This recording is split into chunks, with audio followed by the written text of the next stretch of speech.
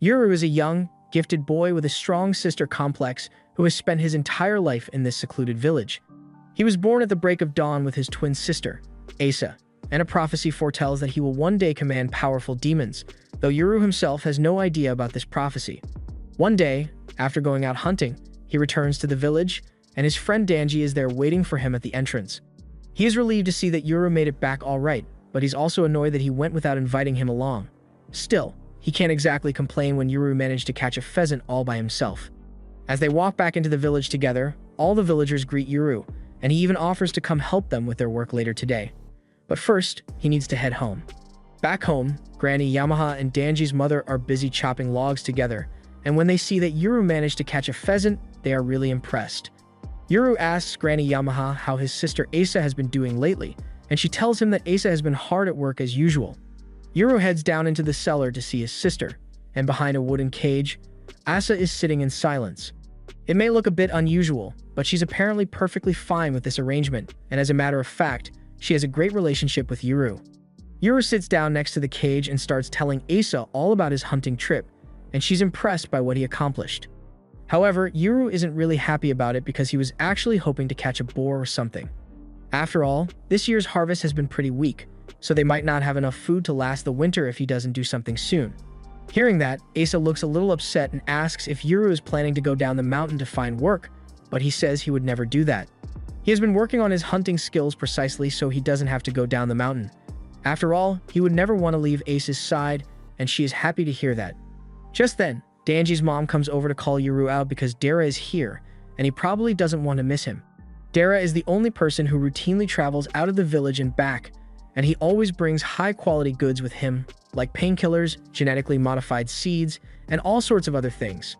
When Yuru arrives, Dara asks him if there's anything he wants, but Yuru says he just wants something to give Asa, and Dara has just the thing. He tosses a ball over to Yuru, and he is grateful because this would be perfect for her. After Dara is done trading with the villagers, he leaves to head back down the mountain. Meanwhile, Danji and Yuru are busy hanging straw out to dry. Danji mentions that he really wishes he could go outside the village like Dara does.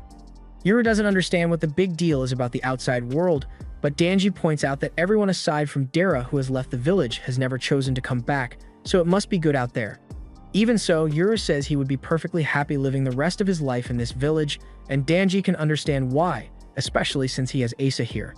On that note, Danji tells Yuru that if he really cares about being with Asa so much, then he could just take her and leave the village together.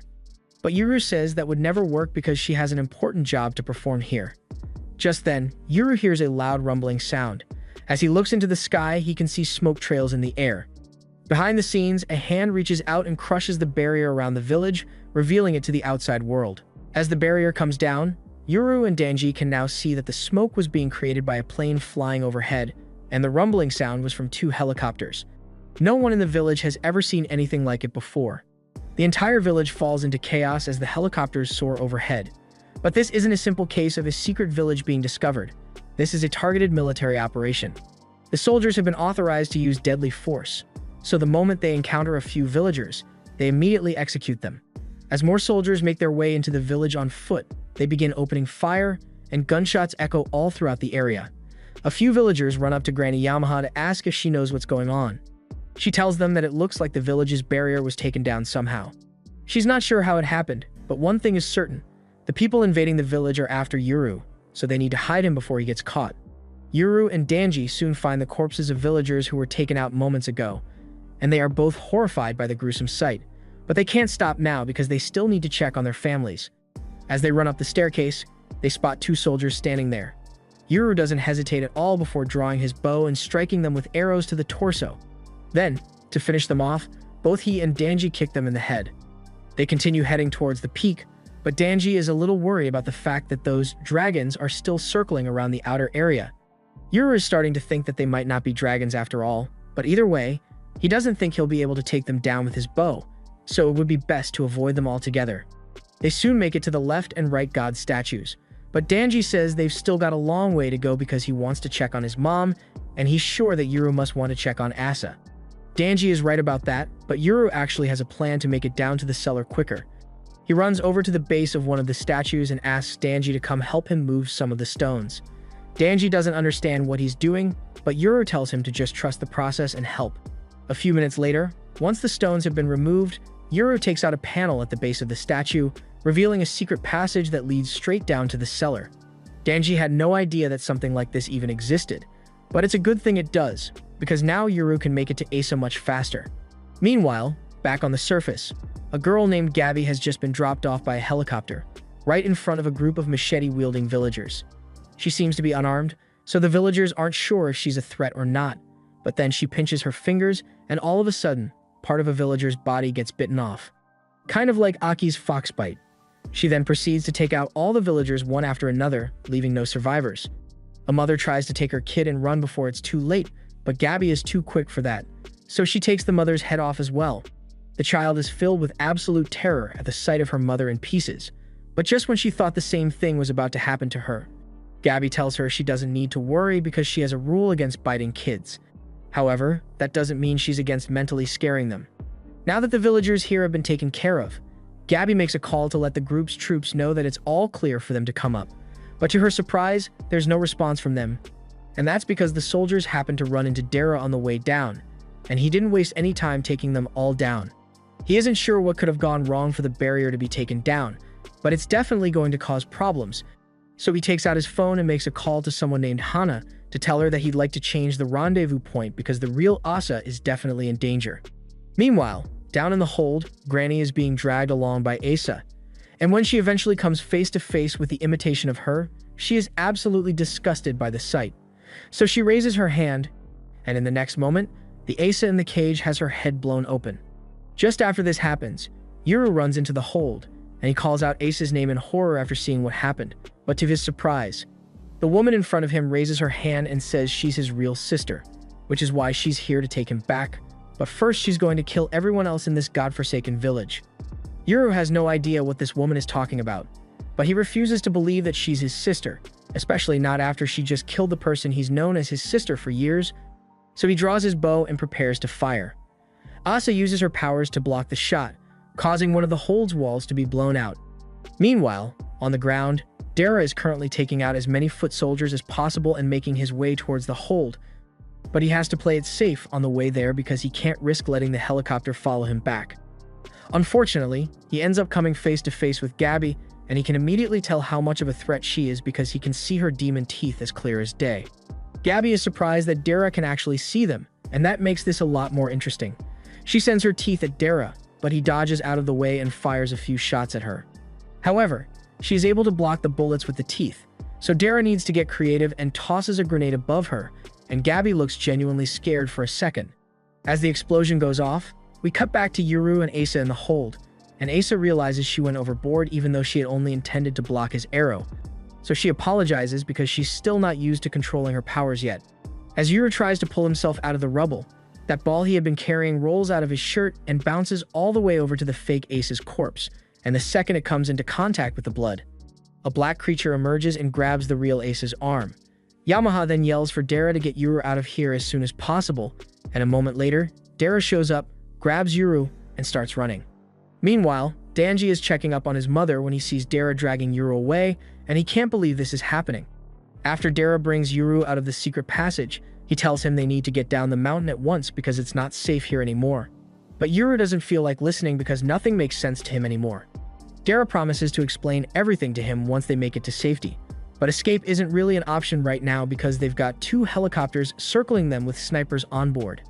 This is really bad because they can't move from this spot now, and if Gabby manages to find them, then there's no way they're going to escape. However, Yuru is too preoccupied thinking about the fact that Asa might be dead. He did see her move a little before Dara dragged him away, but now he's not even sure if that was the real Asa or not. He also feels terrible about leaving Yamaha behind like that, and he still doesn't know who that woman who claimed to be Asa is.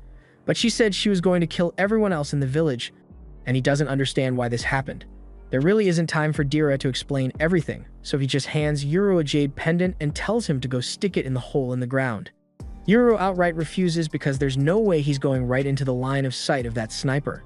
But Dara knows that the sniper won't shoot Yuru because they are here to capture him alive, so he tells Yuru to just do it already, and he reluctantly agrees.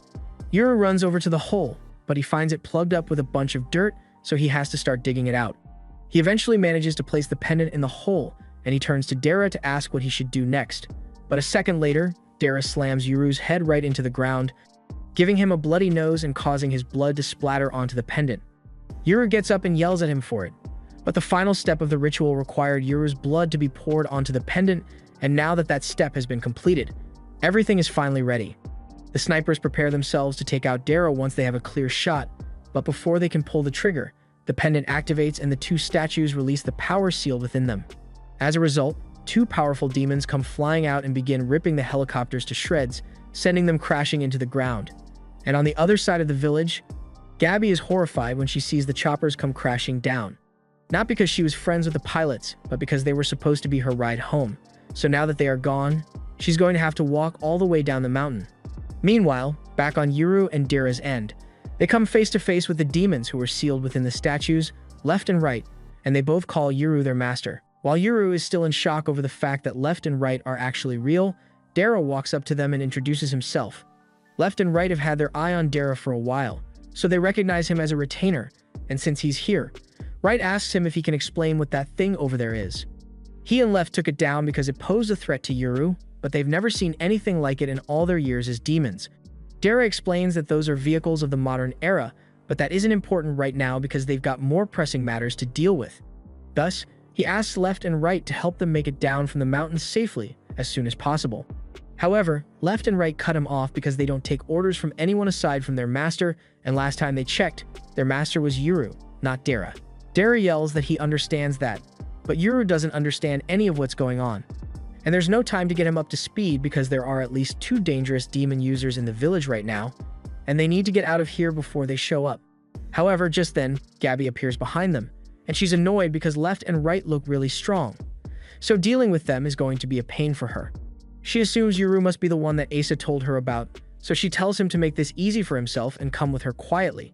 But being reminded of Asa and everything that had happened in the village, Yuru flares up in a fit of rage. He demands to know if Gabby is the one who was responsible for all those corpses in the middle of the village, and she doesn't deny it at all, so Yuru plans to take her out. Left and Right tell him that all he needs to do is give the order, and they'll support him with their full strength. But Yuru says he has no intention of ordering them around. He's still not sure what this whole demon thing means, but as far as he's concerned, Left and Right are still the guardian deities of this village, so he is going to show them proper respect. As such, he won't order them, but he does have 2 requests he would like them to fulfill. First, he wants them to go look for any survivors and make sure that they are safe, and second, he says he wants to be the one who kills Gabby, but aside from that, they are free to do whatever they please. Left and Right are a little surprised by Yuru's hands-off approach as their master, but they can respect his confidence.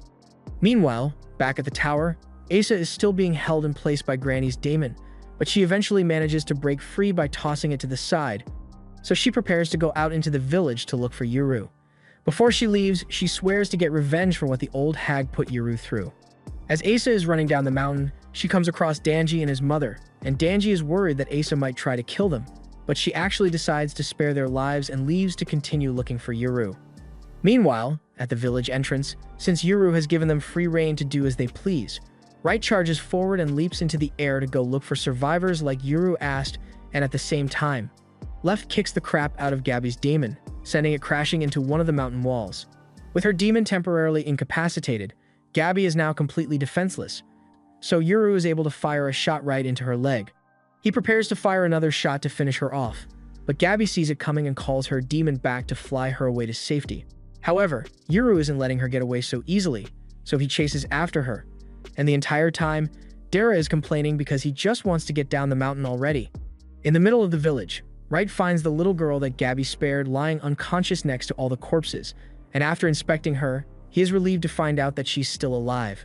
However, from the girl's perspective, it looks like she's being poked and prodded by an invisible force since regular humans can't see demons. Right materializes his body in an attempt to set the girl's mind at ease and let her know that he is here to protect her. But seeing a large person appear right before her eyes startles her so much that she passes out again. Right takes the girl, along with a few other kids he managed to find around the village, to a building and lays them down for safety. So far, from what Right can tell, the invaders butchered every adult they found, but it looks like all the children were spared. Just then, Asa comes running by, and thinking she's one of the survivors in the village, Wright calls out to her, but Asa can tell that he's a demon and attempts to use her powers to knock him out. However, Wright is no pushover, so the second he realizes that she's attacking him, he lets out a ferocious roar that cancels out as his blast. He yells at her and says it's rude to attack others out of nowhere like that, and normally, he would be more than happy to give her a fight, but he was ordered to take care of survivors, and he still assumes Asa is an innocent bystander. Asa realizes that fighting Wright would be too difficult right now, so she runs off to continue looking for Yuru, and as she leaves, Wright notices that her scent is awfully similar to Yuru's. Back on Yuru's end, Gabby is desperately trying to stay away from him, but Left manages to pry the mouth of her demon open, and as soon as Yuru has a clear line of sight, he fires another shot into Gabby's shoulder. This very well could have been the end for Gabby, but Asa shows up just in time to save her. She runs over to check on Gabby, but just then, Yuru points his bow at the two of them and threatens to shoot if they make any sudden moves. He demands to know who Asa really is, but she assures him that she wasn't lying when she said she was his little sister. Yuru doesn't think that's possible because she's way too tall to be his little sister, but she says the food down the mountain is a lot more nutritious than the stuff here, so she just grew more. Yuru still doesn't believe that this Asa is really his sister, but just then, Wright comes falling out of the sky and tells him that Asa isn't lying. He can smell her blood, and it's definitely the same as Yuru's, so there's no doubt that the two of them are related.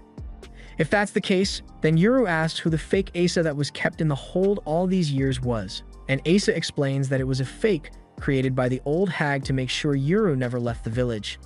Basically, one day, Asa and Yuru's parents said they needed to leave the village immediately, but they only managed to take Asa with them, and to prevent Yuru from running away like the others, the fake Asa was made and kept in the hold because they knew there was no way Yuru would ever abandon what he thought was his little sister.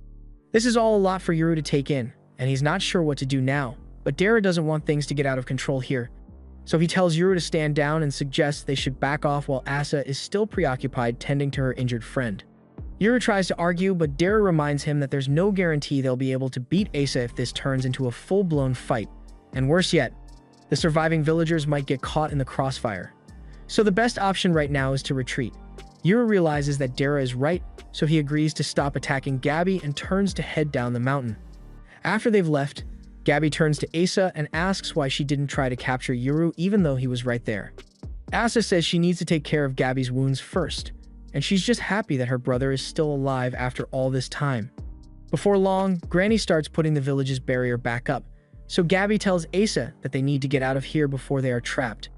Meanwhile, further down the mountain, a couple is out on a hike together, and they are wondering what all the noise earlier was about because they remember hearing two helicopters fly in. One of them mentions hearing rumors of a lost village on the mountain where there shouldn't be anything, and if you end up wandering into that village, there's a good chance you'll never make it out again. Just then, Dara and Yuru come running down the mountain, and Dara notices that he can't see the village anymore, so the barrier may be back up and running by now. Yuru asks if that means they can never go back now, but Dara says that's not the case. It's difficult to return, but not impossible. However, Dara doesn't think that's such a good idea since the people after Yuru already know where the village is and how to get inside it, so it won't work as a hiding place anymore. As they make it to the base of the mountain, there's a girl named Hana waiting to pick them up, but she's pissed because Dara didn't say anything about him bringing along two daemons when he asked for the emergency pickup. Dara says it's a long story, but right now they need to get going. Yuru is still a little confused by all this, so Hana introduces herself and explains that she and Dara work together as daemon retainers. Dara asks left and right if they can smell any other daemons in the area right now, but they say there's nothing nearby, so they should be in the clear. In that case, Dara suggests they should probably get moving before they get some unwanted company, so he tells Yuru to get in. But Yuru says he isn't going anywhere near that thing. He has never seen anything like it before, so there's no way he's going to just walk into it. Dara understands why Yuru would be scared, so he prepares himself to give a full 10-hour YouTube video's worth of explanations about how a car works, but Hana doesn't want to sit there that long.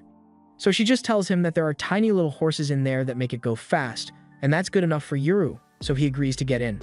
As for Asa and Gabby, Asa is done giving her first aid, so now they are just waiting for their pickup to arrive. Gabby is worried that they might still be trapped inside the barrier, preventing their team from finding them, but Asa says that isn't an issue. She knows they aren't in the barrier's range because she's getting signal, and even if they were, she could always just break it open again. A few moments later, Jean arrives with a full team to take Asa and Gabby down the mountain, so he tells his men to get the stretcher ready and load Gabby in. He asks Gabby how her wounds are doing, so she explains that she's still got an arrow in her shoulder, but the one in her leg has been taken out already, so she just needs a few stitches. Jean is a little concerned by the fact that Yuru isn't with them since getting him was the entire point of the mission, but Gabby says he just got away. Honestly, she's surprised that Jean didn't run into him on the way up here, but Jean assumes that he must have used a shortcut that isn't listed on the map. Finding him would be easy if they still had their helicopters, but they already lost both of those as well as all the soldiers they came with, and they didn't even manage to capture Yuru, so Jean is going to have a hard time explaining this one to the higher-ups.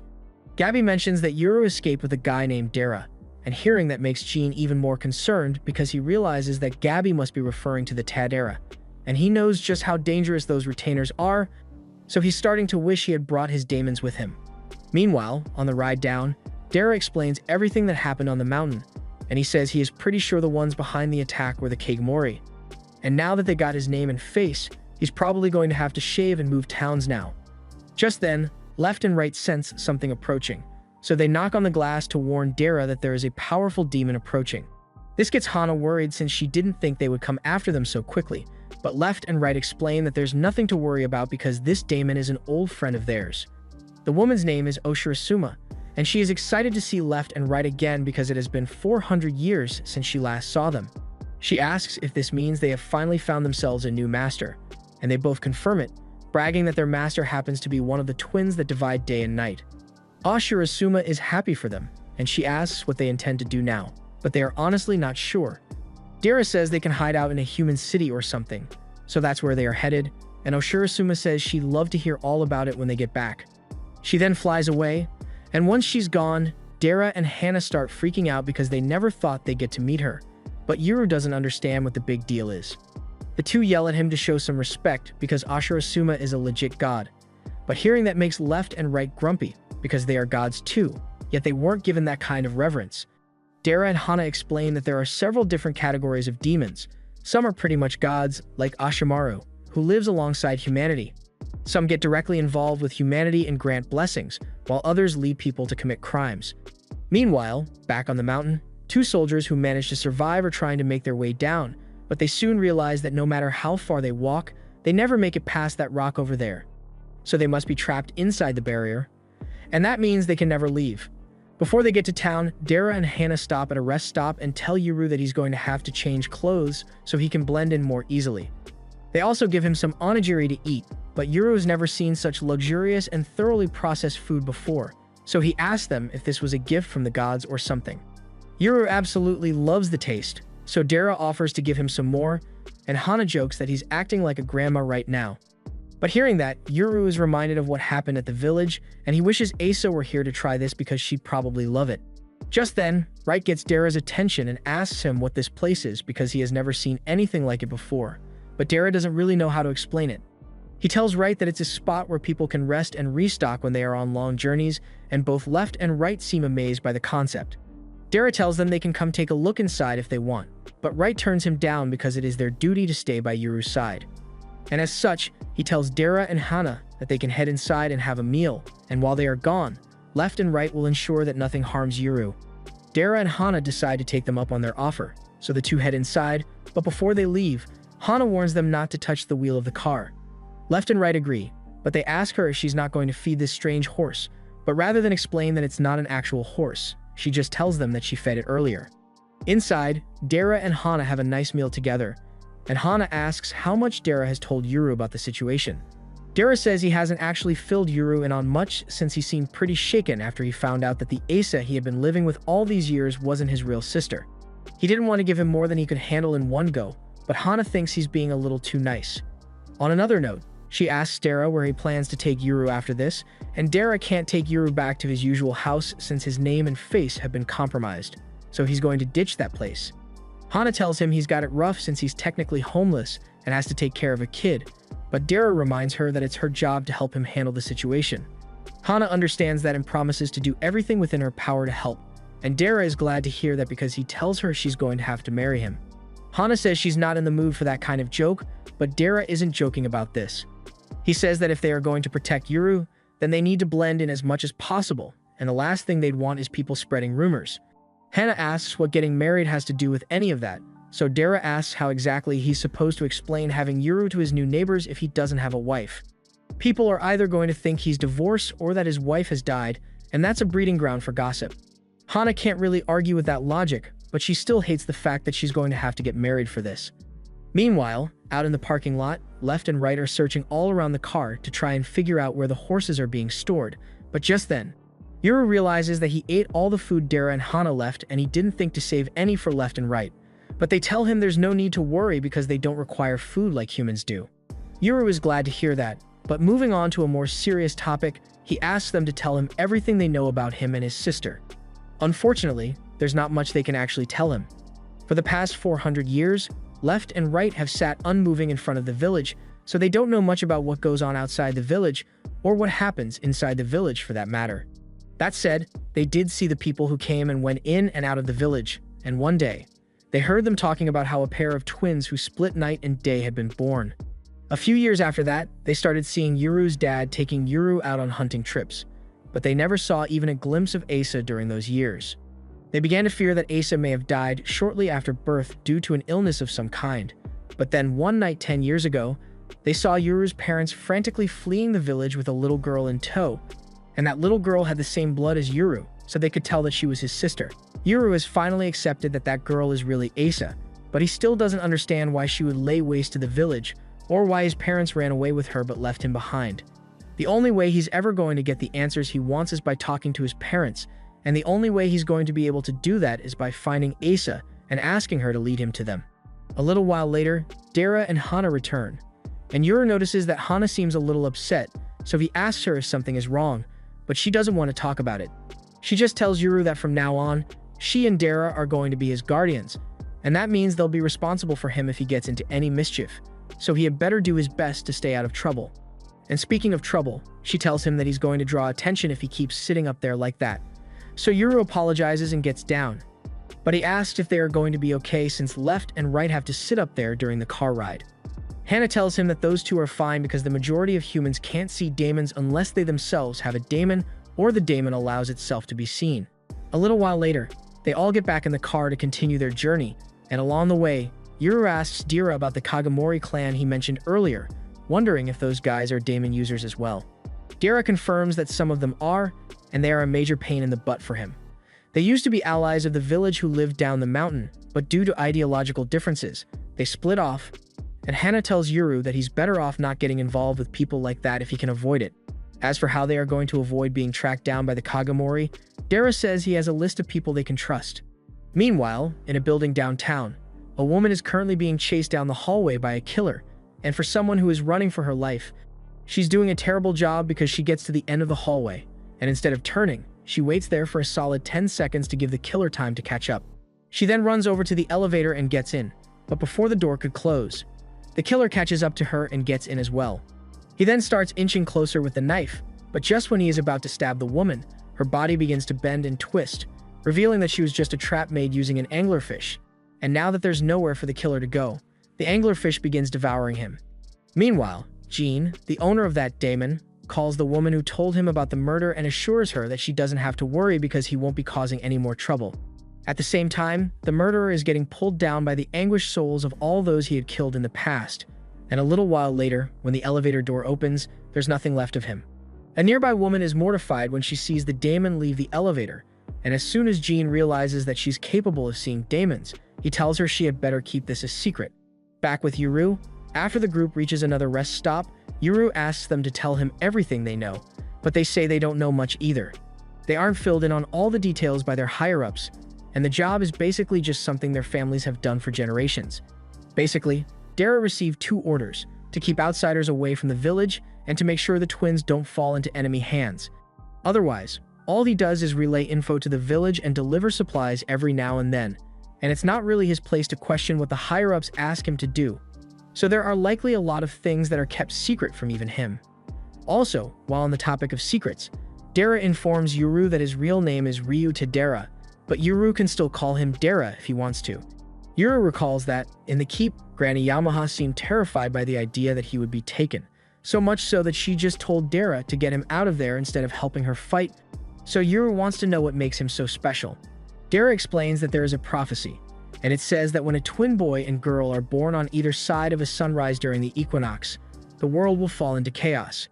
The last time twins like that were born was 400 years ago, and in that era, war had split the nation into North and South, and further conflict had split both sides into East and West.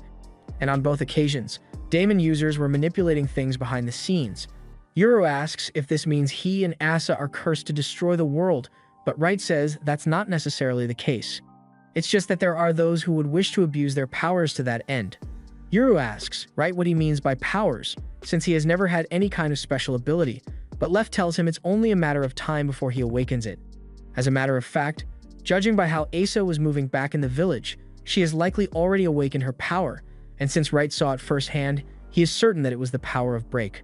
Break is the ability to forcibly unravel all things, and even the strongest barriers are no match for it. But there's another half to the ability. Seal, the power to forcibly close anything, and they are generally considered to be equal in strength. Yuru had never heard about any of this before, but it does explain how Asa was able to get into the village's barrier. But speaking of that barrier, Yuru never even knew there was a barrier in the first place, so he asks how Dara was managing to get in and out all the time. It's a bit complicated, but there's a specific route you've got to take to get through the barrier, and it involves a lot of twists and turns. So it's a real pain in the neck for Dara to remember it all the time, but it needs to be complicated so regular people don't end up wandering in. That said, it's not unheard of for people to accidentally follow the right path to get in, and as it turns out, Yuru's mother was a woman who happened to perfectly meet those conditions. Yuru recalls hearing his mom mention at one point that she came from somewhere far away from the village, and that she hoped she'd be able to return someday with her entire family.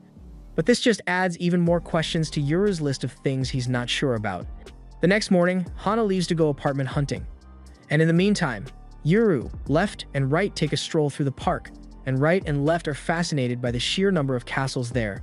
Yuru mentions that Dara actually told him about those things, and they aren't actually castles, they are called apartment complexes, and they are places where tons of people live, like compact vertical villages. Wright and Left say it should be pretty easy to hide Yuru from the people who are after him when the crowds are this big, but it's also going to make Yuru's hunt for Asa a lot more difficult. Dara and Hana are nice, so they probably don't have any bad intentions for him. But the fact that they have connections to the village that deceived him makes it difficult for Yuru to trust them, so he isn't going to tell them that he's looking for Asa. That said, he also doesn't fully trust Asa yet, even if she is his real sister. But before he makes any final judgments on who he can and can't trust, he needs to find out the truth. So he asks Left and Right to support him, which they are more than happy to do. Once the group arrives at the house that Hana and Dara set up, they are amazed because they have never seen anything like this before. Yuru is especially amazed by the fact that there's a tatami mat here, because back in the village, tatami was exclusively reserved for special occasions. And even then, it was never as good as this. He loves how good this feels, so he lies down to enjoy it, but just then, he finds a dog and a cat standing over him, and it startles him so much he freaks out. Hana apologizes for not warning him sooner, but she explains that these little guys are Kotetsu and Juro. Just then, Left and Right come in and apologize for not making proper introductions sooner, but they inform Kotetsu and Juro that they are the demons contracted to Yuru, and formally greet them both as fellow demons. Yuru doesn't understand what's going on because there's no way that cat and dog are really demons, but Kotetsu and Juro don't take kindly to being called animals, so they scratch and kick Yuru for being disrespectful. Right then explains to Yuru that these two aren't your average cat and dog, and that what he just said was very rude, so Yuru apologizes for his mistake. Moving on, since Dara and Hana are technically married now, they have decided to take Hana's last name as the name of the family, especially since Dara's name and face were already compromised. So Hana tells Yuru that if anyone asks, then his last name is now Dana. Yuru is surprised to learn that Dara and Hana both have last names, and he is worried that he has been disrespectful to them all this time because he now assumes they are lords, but Hana tells him that everyone around here has a last name, so she's not a lord. However, Dara then tells Yuru that Hana technically is a lord because she owns a mountain, and he's not wrong, but Hana says it's just something she inherited from her family, so it isn't maintained, and she can't exactly sell it to cash out either. In that case, Yuru asks her if she'd be okay with him hunting there in his free time, but Dara tells him that he's going to need to get a license to hunt, which makes no sense to Yuru, but those are the rules down here. Meanwhile, over in the Kagomori HQ, Asa is busy practicing with her powers, and she's trying to improve her accuracy by limiting her blast to the apple, and while she did manage to hit it at low output, when she tried using a little more force, she missed the target completely and blew a hole in the garden. Just then, her master returns home, and he's glad to see that Asa is hard at work training her powers, but she apologizes to him for destroying his garden in the process. He tells her there's no need to feel bad about it since it's just a yard, but it will need to be cleaned up. So he asks Jean to take care of that for him, and Jean passes the task off to his daemon, who eats the destroyed items. Anyway, Asa asks if there's a reason the master came to visit today. So he explains that he's here because he wanted to check on Gabi after he heard that she was injured in the line of duty. Gabi is surprised that the master came all this way just to check up on her, and she tells him he didn't have to do that, but she does appreciate the gesture. Asa asks Gabi if she would like an apple, and Gabi says yes, but then Asa realizes that she doesn't have a knife to cut it the way Gabi likes. Fortunately, Jean has her covered and has Makoto pull out a knife he keeps stored in there, but Gabi is a little hesitant to accept food cut with a knife that Jean probably used to stab someone. A little while later, some tea and snacks have been prepared for everyone, and the master tells Gabi that he wants her to focus on staying put and resting up so she can recover from her injuries. He also tells Asa that he wants her to stay here with Gabi. Now that Yuru is down from the mountain as well, it's safe to say that word is going to spread fast that both twins are in the city, and once that happens, it's likely that people might start coming after Asa as well.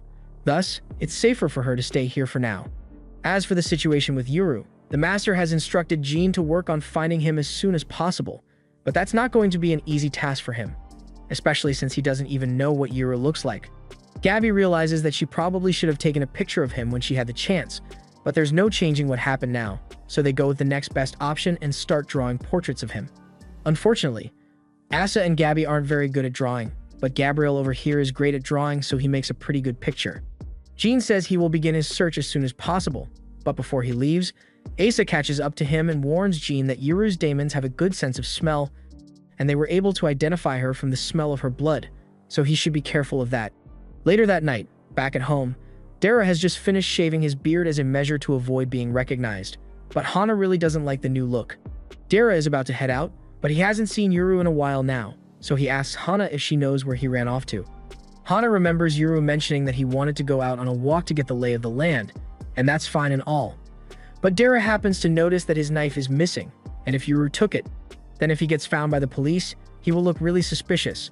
Meanwhile, Yuru, Left, and Right are all standing on a nearby building, and he is still amazed by just how big the city really is. Left and Right ask him if he's worried that it will be difficult to find Asa in a place with so many people, but Yuru already has a plan for that. He remembers Left and Right saying they could track things by smell alone, so he tells them that all they need to do is to look for the smell of daemons and the smell of Asa's blood, and eventually, they'll find her. That's good enough for Left and Right to start their search, so they transform and drag Yuru into the skies so they can start looking. After flying around for a while, they eventually come across the familiar scent of Asa's blood, as well as that of demons, so they quickly land, and after Yuru has recovered from his flight sickness, Left asks him if they have his permission to cut down the demons as soon as they show themselves. Yuru asks if she's sure that's a good idea because he thinks they should at least talk to the daemons first to see if they are friendly, but Left tells him he can't expect all daemons to be reasonable. It is true that there are some who are capable of reasoning like Left and Right, but the vast majority of daemons are rather impulsive and will attack if given the opportunity, so he should keep that in mind for future reference. The scent of Asa's blood leads them into a parking garage, where Jean and his subordinates are standing, and Right reminds Yuru that they've got to stay on their guard, because if they were able to notice Jean and his crew, then there's no doubt that Jean must have noticed them as well. As far as Yuru can tell, Jean's crew seems to be human, but what really catches his attention is the fact that Asa is standing right next to him, and with his goal so close at hand. Yuru immediately charges forward in an attempt to get to her, but just then, Right notices that something is off about the smell of Asa's blood, so they try to stop him. But it's already too late because Yuru has fallen into the trap. Jean had been carrying around a vial of Asa's blood, which is what Left and Right likely smelled, in an attempt to trick them, but he didn't expect to capture Yuru so quickly. Meanwhile, back at home, Hana is still freaking out over the fact that Yuru might get in trouble out there. They have no idea that he was just captured by Jean, but the fact that he isn't a registered citizen here means he doesn't have any health insurance, and that means that if he gets hurt, then they are going to have to pay for his medical bills. They really can't afford to pay for that, so Hana gives her demons one of Yuru's jackets to smell, and asks them to track him down for her. While Juro is out following Yuru's scent, Kotetsu begins relaying the info to Hana using her phone's map, and Dara is honestly surprised because he has never seen a daemon use modern technology before. The daemons eventually track Yuru's location, but Hana can't believe he really managed to make it all the way to Tokyo in one night, and Dara is starting to wonder why Yuru would go there in the first place. Meanwhile, in the parking garage, Jin's men know that Yuru's daemons must be nearby, so they yell for them to show themselves already. Left and right don't really have much of a choice, so they come out. The man then starts trying to make demands that they surrender, but left and right just ignore him and keep walking forward. The guy tries to get them to stop by reminding them that they've still got Yuru as a hostage, but left and right are just thinking about which one of the men to take hostage in return. They can tell that Jin is the leader here, so they decide to go after him, and left tells Yuru to stay put in that scavenger daemon because it looks like it's pretty powerful, but it can't attack while it's busy holding Yuru hostage. That makes sense to Yuru, so he agrees to stay put. And Jin and the others are surprised because they've never seen demons giving orders to their masters before, and much less a daemon who's willing to leave their master in a dangerous situation. However, Yuru is really hands-off, so they are allowed to do whatever they want. Jin realizes that threatening left and right isn't going to do much, so he takes out an armory of guns, and he and his men start firing at left and right, but those bullets do absolutely nothing against them. Since physical attacks do nothing to them, one of the men summons his daemon and drops a turtle right on top of left. At the same time, the other one summons the honored bunny, who then proceeds to kick the shit out of right. Right is technically stronger, but the bunny is simply too fast for him to fight, so he asks left for help. But left is unable to move because the turtle has some kind of gravity ability that makes it really difficult for her to move. The situation is looking really bad for them, and Yuru can't just sit by and watch as left and right struggle, but he can't exactly break himself out of here on his own. That said, he does have a plan in mind, so he throws his knife at the turtle to get it off, left, and once left is free, she proceeds to smash the scavenger's teeth to break Yuru free. Yuru then tells right to target the lights, and after he has destroyed them, the entire parking garage is plunged into darkness. The bunny tells Jin that he can sense Yuru's daemons running away, and Jin assumes that Yuru must be retreating, but that's not the case at all, because a moment later, Yuru appears behind Jin and slices his ankles. By the time the lights come back on, he is already holding Jin hostage, and left and right soon return to see how things are going. They had run away under Yuru's orders to lure Jin into a false sense of safety for Yuru to attack, and none of them suspected a thing because normally, demons never leave the sides of their masters. Of course, if Yuru had failed to capture Jin, left and right would have returned immediately to help him. Jin admits he should have seen this coming because he was told that Yuru was naturally gifted at hunting, and considering the fact that he grew up in a mountain village, of course, he'd be more adapted to fighting in darkness. Speaking of the village, Yuru demands to know who was responsible for the attack on his home, and Jin doesn't sugarcoat it. He explains that he was the one who orchestrated the attack, so the responsibility rests solely on his shoulders. Hearing that, Yuru is filled with rage, and he wants nothing more than to slit Jin's throat, but he holds himself back because he still needs him alive. He tells Jin to get his phone out and call Asa over here because he wants to talk to her. The guys are surprised to hear that Yuru just wants to talk because they were sure that he would say they should hand Asa over. Jin asks him if he's sure he doesn't want to reclaim Asa for Higashi Village, but Yuru tells him that isn't what he's worried about. All he wants to do is ask Asa a few questions, so Jin suggests that Yuru should come back to the Kagamori HQ if he wants to see her. Yuru immediately refuses because there's no way he's walking straight into enemy territory, which is why he wants Asa to come here instead.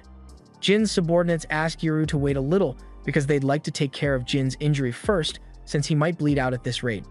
Yuru says he made sure not to hit any lethal arteries, but he agrees to let them treat Jin's wound because he has no intention of killing Jin, since Jin wasn't trying to kill him either.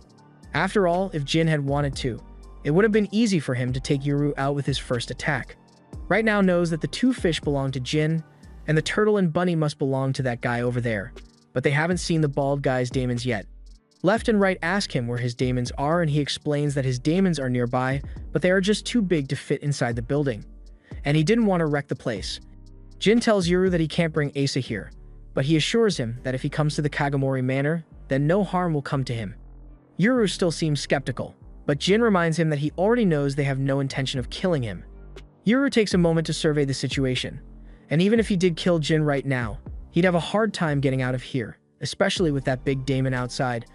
So he decides to agree to Jin's demands and says he will go to the Kagamori Manor to meet Asa, but he warns him that he had better not try anything funny, and Jin assures him that he will be treated as an honored guest. Meanwhile, Hana's daemon has finally tracked Yuru down, and is keeping a close eye on him to keep track of what he's doing. Now that they are in agreement, Yuru tells Jin to hurry up and take him to Asa, but Jin tells him they still need to clean this mess up before they do anything else. Jin asks Ai to help him with this, so Ai begins swimming around and eating up all the debris and bullet shells that were left on the ground. Yuru is rather curious about what that thing is, so he asks Jin to explain, and he is informed that the pair are basically nature's janitors. Ai can eat anything, and Makoto over here can spit it up on command, so Jin has been feeding Ai useful items every now and then to use in combat should the need arise. While Jin is talking with Yuru, Left goes up to Haru and asks him how heavy that turtle is. Haru doesn't really know since he has never tried weighing it before, but he tells her that it can get even heavier than before. And hearing that is a serious blow to Left's pride, so she vows to train even harder from now on. Right also has a bit of a rivalry going on with the bunny since he doesn't like the fact that he was losing to it for a while back there, and the bunny wastes no time mocking him the second it gets the chance. This pisses right off. So he asks Yuru if he knows anything about hunting rabbits, and Yuru casually responds saying rabbit meat makes good broth, which scares the shit out of the bunny. Just then, a security guard who happened to hear all the commotion comes down to see what's wrong, and to avoid drawing suspicion. The group plays it cool and acts like they were just innocently standing there when the light bulbs all blew up all of a sudden. The guard is really confused, but he doesn't think they've done anything wrong, and he can't see the daemons either, so he doesn't see anything wrong here. Back at the Kagomori Manor, Asa was asleep when she got the message from Jin telling her that he's on his way here with Yuru, and the second Asa sees that, she freaks out and goes to wake Gabby up to tell her the good news. Gabby is surprised that Jin was able to find Yuru so fast, and now Asa is panicking trying to figure out what to wear when she meets Yuru. Along the way, Jin also calls the clan head and informs him that Yuru has agreed to come to the manor, and the head is pleased to hear that. But he's not at the manor right now, so he asks Jin if he could convince Yuru to wait until he gets back. He was originally planning to relax at a hot spring for the night, but if Yuru is really coming, then he's going to cancel his plans and head right back immediately. But before he goes, he asks his assistant to take this sick picture of him standing on top of a daemon so it looks like he's floating midair. They eventually arrive at the Kagomori clan home and drive in through the front gate, but Left and Right are confused because they had heard that the Kagomoris have tons of demons, yet they don't sense any daemons nearby at all. Jin explains that that's because they are still in the public section of the compound, and they should start sensing the other daemons once they pass the barrier. Once they pass through the barrier, just like Jin said, Left and Right can now sense tons of daemons all around them. Meanwhile, back in the house, Gabby's daemon informs her that Yuru has arrived, and as Asa is about to head out to meet him, she asks Gabby if she would like to come with, but she has no interest in meetings with the guy who put 2 holes in her body. She also still has quite a bit of trouble walking since her leg is messed up, so she has to stay back regardless. Outside, Hana's daemon has just tracked Yuru to the estate, but it can't go inside because of the barrier, so it just relays the information to the others. Dara and Hana are still desperately waiting to find out where Yuru is, but they are both extremely disappointed to find out that he's in Kagomori territory. They assumed he must have been captured when he went out on his own, so Dara gets up and gets ready to go pick him up. As he's heading for the front door, Hana asks him if he wants her to drive, but Dara says he will handle this one alone, since the Kagomoris already know who he is, and he wouldn't want to blow Hana's cover as well. Meanwhile, Yuru and the others have just arrived outside the front entrance of the Kagomori Manor, and they are amazed by how huge it is since they've never seen a castle like this before. But just then, a man named Asuma walks up to them. Jin isn't all too happy to see Asuma, so he asks him what he's doing here, and Asuma says that he simply heard that the other twin was coming here, so he wanted to come see for himself. Jin asks him how he knew about that since he only told Asa and the clan head about Yuru, and Asuma is starting to seem a bit suspicious, but he just makes up an excuse and says he overheard the news. A few moments later, Asa comes outside, and she is really happy to see Yuru again, so she asks if it would be weird for her to hug him, and Yuru shuts her down immediately because he still barely knows anything about her. He says he came because he has a few questions to ask Asa, and Asa says she's willing to answer anything, but before that, Yuru says they should probably take care of Jin's injury first. Asuma chimes in and suggests that since Jin is injured, maybe he should show Yuru around the manor instead, but Jin cuts him off and tells him that Yuru is his guest, so he has no business with Asuma. Asuma takes the hint and decides to leave Yuru alone, and as he is walking away, Jin asks to have someone stand guard by the gate and tells Yuru to stay close to him inside the manor, just in case. Once they get inside, They take Jin to the infirmary so he can get some proper treatment for his ankle, and the doctor can hardly believe that he got his ankle cut by a machete. After Jin has been patched up, he remembers the blood he's carrying and hands it back over to the doctor. Speaking of the blood, Yuru thinks it's despicable that they would cut Asa just to lay a trap for him with her blood, but Asa explains that it was actually her idea to use her blood. And with modern technology, drawing blood is easy and almost painless. Asa also mentions that the Kagamoras feed her a ton, so losing a little blood won't affect her at all. Yuru is still having a hard time wrapping his head around all of this, but then Asa asks him if now is a good time to ask for a hug again, and Yuru turns her down again. Speaking of hugs, he asks why Asa is so big when she's supposed to be the same age as him, and Asa explains that the food down here is really nutritious, so if he eats it for a while, he's bound to have a growth spurt as well, and Yuru admits that he really does like the rice they have here. But that's beside the point. He came here to ask questions. So he walks up to Asa and asks her where their mom and dad are, because he wants to see them. However, Asa tells him that their parents aren't here, and she has no idea where they are. It's a long story, so Asa asks Jin to fill Yuru in on all the details. Jin explains that a lot happened after Asa and Yuru's parents fled the village. Eventually, they settled into their new lives down here, and at one point they decided to visit Yuru's mother's hometown. Yuru recalls his mother mentioning that she used to live down the mountain to him at one point, and she said she'd take him there someday. Jin informs him that his mother's home is called Okinawa, and it's an island in the far south, so the only way to get there is by boat or plane. As far as the people from her home knew, she had gone missing in the mountains when she went hiking and never came back, so they all thought she was dead, and Yuru's mother wanted to let them know that she was okay, so she and Asa and Yuru's dad left Asa in the care of the Kagamoras and got on a plane to visit. However, when the plane landed, they were gone. Yuru asks how that's possible, but they aren't sure, because when the plane took off, they were definitely on the plane, so they must have vanished during the flight. They had a daemon-wielding guard with them for protection, but he vanished as well. Yuru thinks the guard might have been in on it, and Jin doesn't deny that possibility, but they have no way of knowing for now. Yuru yells at Asa and asks how she could ally herself with people who allowed their parents to go missing, but she still fully trusts the Kagamoras because after they left the village, they were constantly being targeted by assassins, so if the Kagamoras hadn't taken them in, they probably would have died long ago. While all this is happening, an unknown group is preparing to attack the Kagamori estate, and they think this is the perfect opportunity because not only are both twins present, but both Gabi and Jean are injured, so they won't be able to fight back. They are still a little hesitant since Yuru's daemons are quite strong, and Asa is pretty powerful in her own right, but her powers should be weaker at night, so they decide to launch their attack. All of a sudden, left and right sense something approaching, so they look out the window and see two Yun and gang demons charging at them. While that's happening, Gabi is still sound asleep, so Teth tries to wake her up because there's danger close by. Gabi eventually gets up, and that's when she notices these two forbidden experiment-looking demons at her door, but she isn't worried because with teeth, taking care of them should be light work. As for Yuru and the others, they are currently running through the building trying to escape the demons, and Yuru is mad because he thinks Jin led him into a trap, but Jin tells him that those daemons don't belong to the Kagamori clan, so intruders must have broken through the barrier. If that's the case, then he asks if it's okay to destroy the daemons. Jin says that ideally he wants to capture their master, because the daemons are just following orders, and specifically capture them because if a daemon's master is killed before it is transferred to a new master, it will essentially become a ghost and vanish in a few decades. Yuru understands, so he promises to try not to kill the master when he finds them, but for now, he asks Jin if he has a bow and arrow in there that he can use, so Jin asks Makoto to spit something up for Yuru, but Yuru has never seen bows like this before, so he's not sure if he's going to be able to use them, but he's still going to try anyway. Yuru fires an arrow at the daemon, but he completely misses because the bow isn't properly adjusted. Meanwhile, Jin makes a call to Gabi to see if she's doing alright, and she tells him that she was attacked, but it's nothing to worry about.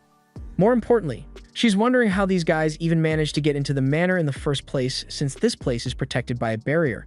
But in any case, they are going to have to stop the attackers if they want to get some answers. So she asks Jin if she has permission to kill, and he tells her she's free to do as she pleases. So Gabi bites the head off one of the demons while its partner was trying to rescue it, and shortly after, she proceeds to take out the second one as well. Meanwhile, Jin and the others are still running through the halls, and since Gabi seems to be doing fine on her own, Asa says she's going to try to stop those two with her power, but she apologizes to Jin in advance because she's probably going to wreck a good chunk of the mansion in the process. Jin tells her it's fine, and that he will cover for her if she gets in trouble with the master. So Asa gets ready and asks Yuru to help her create a distraction so she can attack. However, before Asa could use her ability, the two daemons fused and activated their ability, trapping Yuru and Asa in two separate rooms of white and black. Meanwhile, back in the real world, the others are shocked by the sudden disappearance of Asa and Yuru, but they can tell that the demon had something to do with it. The daemon immediately attempts to run away, but Haruo already saw that coming, so he drops his turtle right on top of it, pinning it to the ground so it can't escape. He's not exactly sure what happened just now, but if this thing has the power to make people disappear, then there's a chance that it may have had something to do with the disappearance of Asa's parents. Jin agrees with Haruo, so he tells him he's free to use whatever means necessary to keep that thing in place. But Haruo mentions that there are still quite a lot of enemy demons around, and both left and right disappeared as well, so it's up to Jin to handle them even though he's injured. Meanwhile, Asa still finds herself trapped in pure darkness, and she tries calling out to see if anyone else is here, but it looks like she's completely alone. And she's starting to panic because it reminds her of how she used to be kept all alone in the village. However, before she has a full breakdown, Right speaks up and tells her she isn't the only one here. Right is surprised by how dark it is here because even he can't see a thing, but he can still smell his way around, and from what he can tell, Asa has the scent of fear coming off her. He asks if she's afraid of the dark or something, and Asa admits that she hates being alone in dark places, so Right pats her on the head and assures her that there's no need to be scared because she isn't alone. That makes Asa feel a lot better. But she's still really worried about Yuru, so she asks Right if Yuru is somewhere in here as well. Right tells her he can't smell anyone else in this area, so they are likely the only ones here. But he doesn't think there's any need to worry since Left should be with Yuru. Besides, he came to Asa's side specifically because he wanted to talk to her. Asa is surprised to hear him say that, but Right reminds her of when they first met in the village. She tried to use her break ability on him, but he stopped it. And ever since he came to this manor, she hasn't said a single word to him. So he's sure that she must have realized that he's her natural enemy. Asa admits that she realized it, and she recalls hearing her parents mention that Left and Right have the ability to stop the break and seal abilities from going out of control. So that means that if Yuru ever acquires the seal power, then Left will become his natural enemy as well. Meanwhile, Left has just fallen from the sky and lands right next to Yuru, which startles him a little. He asks her if she has any idea what this place is, but Left hasn't got a clue because in all her years, she has never experienced anything like this before. From what Yuru can tell, even though the room being pure white makes it hard to tell, there's solid ground here. And while Left was flying earlier, she ran into a ceiling. So it looks like they are enclosed on all sides by a barrier. Yuru asks her if she senses any enemies in here, but Left says they are the only ones present at the moment, so there's no immediate danger. In that case, Yuru asks Left if she can help him adjust his aim with the bow while they are here. Left has no problem with it, but she asks if he's sure he wants to do that right now. And Yuru says there's nothing else for them to do but wait, so he might as well make good use of the time. Left asks if the confusing situation doesn't scare him, but ever since the village got attacked, literally everything has been confusing to Yuru, so he has just gotten used to it now. Yuru takes a few steps back and asks Left to hold out her machete so he can use it as target practice.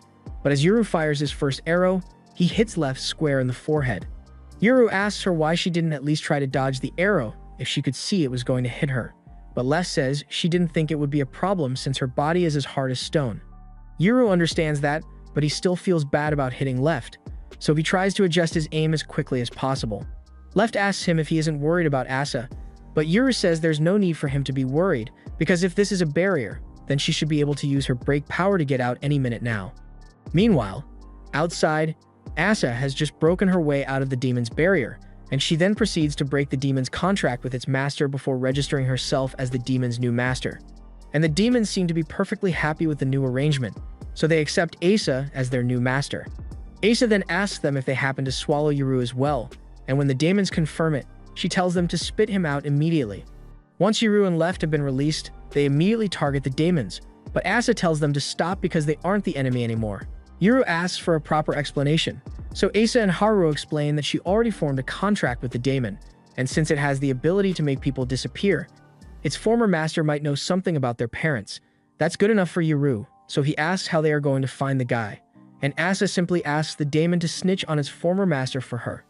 The demon happily obliges and points towards the guy hiding behind that wall, and while Asa is having a hard time spotting him because it's dark out there, Yuru wastes no time and pops the guy in the shoulder with an arrow.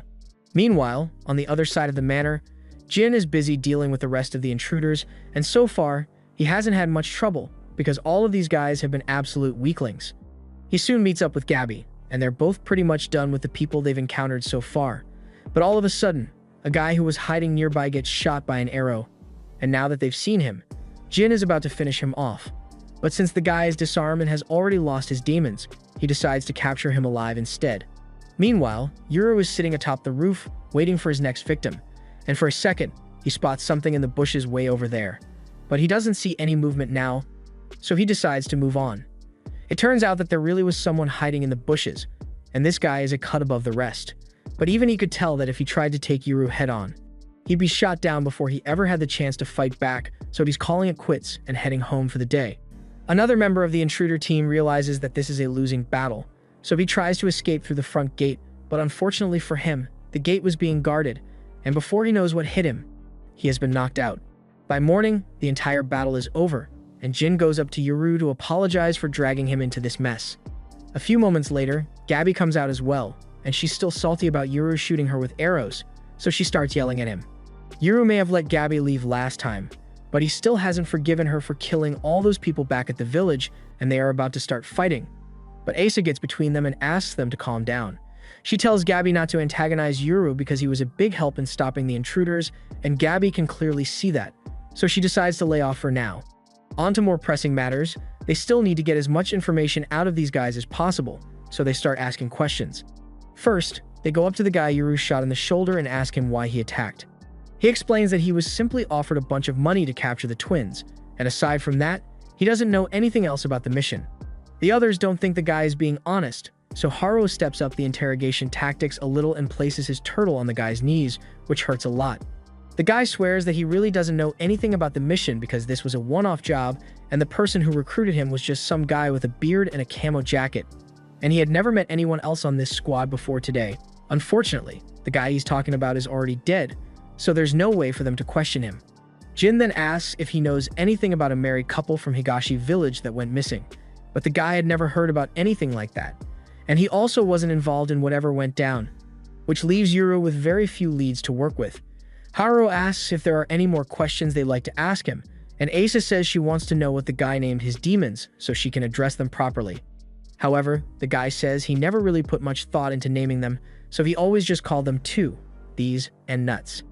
Asa is appalled when she hears that because all demons deserve to have proper names, and now she can see why they were so eager to sell him out. But the guy doesn't understand what the big deal is since he just sees demons as tools, so there's no reason for him to bother getting attached. Hearing him say that really ticks Gabby off, so she's about to chomp the guy's head off, but Jin tells her not to because he doesn't deserve to die over a simple statement. She ends up agreeing to leave him alone, and as she is walking off, the guy is absolutely terrified now. The rest of the captives don't want the same thing to happen to them, so they all say they'll talk, but they don't really have much information to give since they weren't told much, so this is a dead end. In the meantime, Asa starts trying to think of proper names for the demons, and they really seem to like her, but she tells them not to get too attached, since she's only going to be their master temporarily. That said, she does think they are really cute. Yuru asks Asa if it has been like this ever since she left the village, with her getting attacked by assassins all the time, and that is pretty much what it has been like for her. So Yuru can understand why Asa became the way she is. He also asks if that's how she lost her eye, and Asa tells him that if he wants to know the full story, the truth is that she died once before, and the people who killed her were assassins from Higashi village.